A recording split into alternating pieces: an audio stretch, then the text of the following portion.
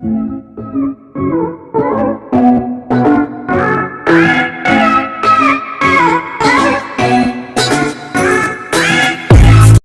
students, class 10, statistics and probability. Now we are going to see about the statistics, measures of dispersion. In our portion we are going to find about the measures of dispersion in these chapters. First of all, we have the 6 different measures to find the dispersion. One is range, another one is mean deviation, and then quarter deviation, standard deviation, variance, and coefficient of variations, right? First we will see one by one what is range. For example, in a class the students have scored like this mark. The students have scored the mark like this 35, 22, 77, 88, like up to 38. We want to find the range of this data, means we have to select what is the largest value in this data. The given data, the largest value is 99. That is largest value, L is equal to 99. And then the given data, we have to select the smallest value. The smallest value is denoted as 22. L means largest value, S means smallest value, right? So if you want to find the range, means we have to subtract the largest minus smallest value, that is the range. So when you subtract this, 99 minus 22 is equal to 77. So the range of the given data is 77. So here we have the formula. So the range we denoted in that form, R is equal to L minus S. Here L is the largest value and S is the smallest value of the given data, and then we can able to find what is the coefficient of range. Coefficient of range. Coefficient of range is nothing but L minus S, largest value minus smallest value divided by largest value plus smallest value is the coefficient of range. So this is the formula to find the range and the coefficient of range. Next we see the mean deviation. Here next we are going to find the mean deviation. Here mean deviation is D, we denote Di is equal to, see, Di is equal to Xi minus X bar is the mean deviation. So I use the same data here. The students appear is 10 students, 1, 2, 3, 4, 5, 6, 7, 8, 9, 10. Now we want to find the median, means mean. We want to find the mean, means mean X bar is equal to summation of Xi divided by N is the form. So if you add this all the term, we get 570 divided by number of students is 10. If you subtract this, we get 57. So here we have the deviation Di is equal to Xi minus X bar, means each and every value should be read in that form. So in the tabular form we have that here the students mark 35, 22, 77 like this. Here Di, this is X. Di is equal to Xi minus X bar. X bar is we have find out at 57. Right? So each and every value we have to subtract the mean. So 35 minus 57. 35 minus 57 is equal to 35 minus 57 is equal to, we have the minus value, and then 22, and then 22 minus 57 is equal to, we have the negative value also here, 57 minus 22 is equal to 35, and then 77 minus 57 is equal to 20. Here we have the positive value, right? Like this we have to substitute up to the 10 students. Here both the value. Here we are finding the summation of Di. Summation of Di is the deviation. Summation of Di is the deviation up to nth term. For generally we see this, the formula as, let me take it as the number of observation, n observation.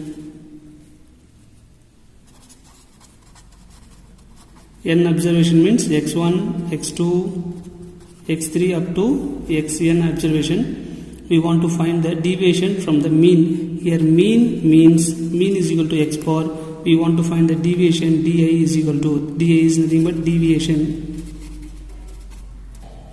very important. Deviation is very important. Here we are going to study about the deviation difference of the terms, right? Based on the deviation, we have different method to solve the standard deviation. Later we see that. So the deviation dA is equal to each and every term should be subtracted x1 minus x bar and then x2 minus x bar up to xn minus x bar. This can be written in the form of xi minus x bar is the mean deviation. So this is the deviation. So we want to finding the mean means sum of the term. So mean means deviation bar is equal to summation of xi minus x bar divided by n. So wherever we are finding the mean means sum of all the observation divided by number of the observation. N is the observation rate. So sum of all the observation. Here di we are finding the mean means we are using the bar. The bar means x bar. We know that mean x bar is equal to summation xi divided by n. Here the deviation. So deviation bar is equal to summation xi minus x bar divided by n is the term. Or otherwise we can say that d bar is nothing but summation di divided by n is equal to summation xi minus x bar divided by n. So either we can use d bar or we have the summation of di is equal to summation of di is equal to xi minus x bar means sum of di means sum of all the terms. Here we have subtracted terms, right? So sum of this all term is nothing but summation xi minus x bar. So here we have both sides we have that n divided by n terms, right? This is the mean of deviation. Next we see the squares of deviation from the mean. So summation xi minus x bar we have found out already the deviation from the mean. Now here the squares of deviation from the mean is nothing but the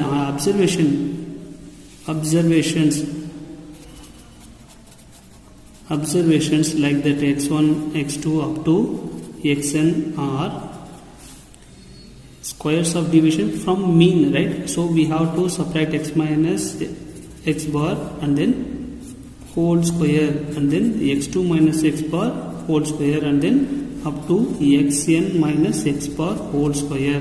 Here it is the sum of the deviation, mean deviation, squares of deviation is nothing but here summation x minus x xi minus x bar whole square, right? Summation xi minus x bar whole square. The squares of deviation, mean squares of deviation mean.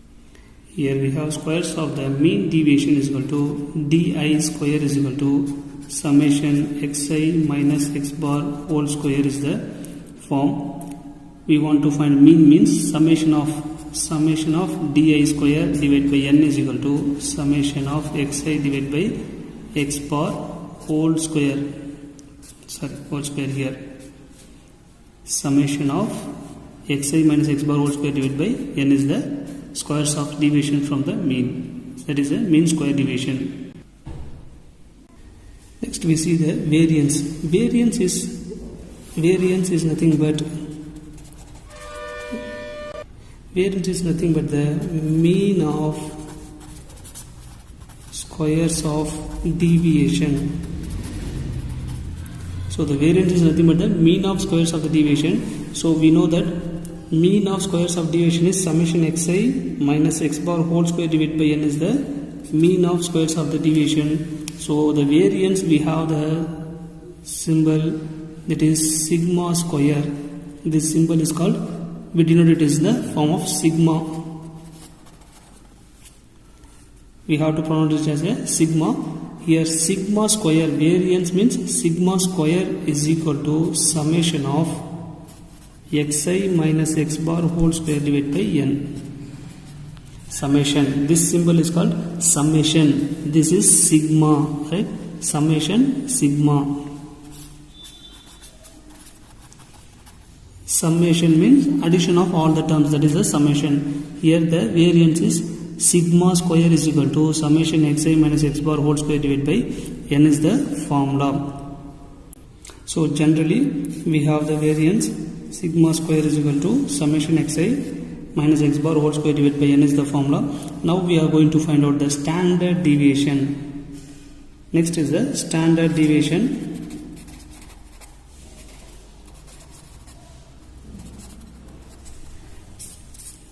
By finding the standard deviation means the positive square root value of variance is standard deviation. Positive square root value of variance is called standard deviation. So if you take square root for this, we get sigma is equal to root of positive value only, root of summation xi minus x bar whole square divided by n. To find the standard deviation, here we have the grouped and ungrouped data, right? So the standard deviation, this is the formula for standard deviation in generally. So this is the variance and standard deviation generally. In next video we can see how to calculate the standard deviation for grouped and ungrouped data in different methods. Thank you, students.